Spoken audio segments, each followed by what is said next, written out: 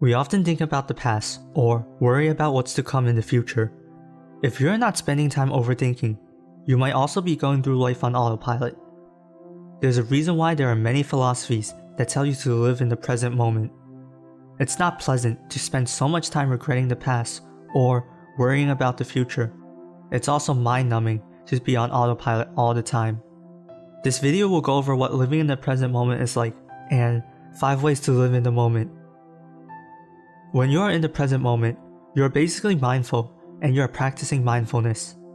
I would define mindfulness as paying attention without thinking. Let me keep explaining. Mindfulness involves your mind only and what's going on inside. You can be mindful while doing an activity, just like how you can be mindful while doing yoga or meditating. When you are mindful and living in the moment, you are immersed in the moment. For example, think about the first time you saw something amazing, like a landmark, such as the Grand Canyon. You were most likely in awe of your surroundings and super focused on what's going on around you. That is a great example of what it's like being mindful and living in the present moment. If you practice being mindful enough, it will become a habit and you can do it automatically when you need to, even during boring tasks that you can autopilot through, like driving somewhere. Here are the 5 ways to be mindful and live in the moment. 1. Meditate. To be specific, you want to do mindfulness meditation. This is the easiest way to live in the present moment if you're not used to it, and I think this is the best way to start. This is the best way to start because meditation teaches you how to redirect your focus, which is the basis of all the other ways to be mindful and live in the moment. If you think meditation is when you just sit there and do nothing, you're kinda right. When you practice mindfulness meditation, you sit there and focus on your breath. That's it. There's nothing too complicated about this exercise. You don't need any fancy mats or some fancy incense burning to do this exercise either. When you start thinking about something, you simply redirect your focus onto your breathing. Just because you started thinking doesn't mean you have failed. It's impossible to completely stop thinking, so there's nothing wrong with being distracted. Ideally, you should meditate for 10 to 20 minutes a day, but when you are starting out, it's okay to start with a smaller time frame, like 5 minutes. 2. Enter a state of flow. Flow is when you are so focused on the task at hand that you lose track of everything else around you. Your focus is so intense that you even lose track of time. You probably experienced the flow state even if it's not when you were working before. All those times where you had so much fun and time passed really fast can count as you being in the flow state. Although you're 100% mindful when you're in a flow state, it isn't something you can will yourself into.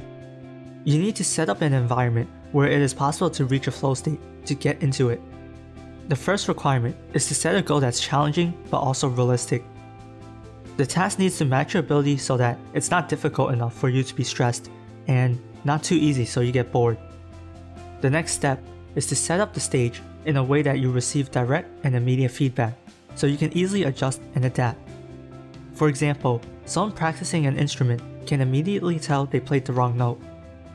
As your focus narrows, you will feel like you have personal mastery over the situation.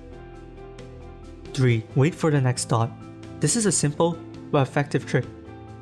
You have to become conscious of your thoughts. You then ask yourself, what will my next thought be? If you focus on your next thought and wait for it, something interesting happens. You become more calm and your mind is more clear.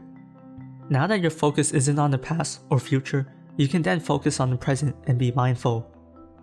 If you want to learn more about this trick, check out Eckhart Tolle's book, The Power of Now, since this trick is from him. 4. If you are speaking with someone, focus on what they are saying.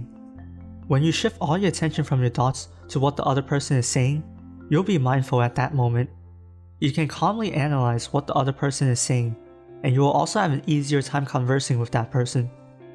This also helps stop overthinking, since you will be focused on the conversation and what the other person is saying, instead of focusing on thoughts in your head, such as, what do I say next?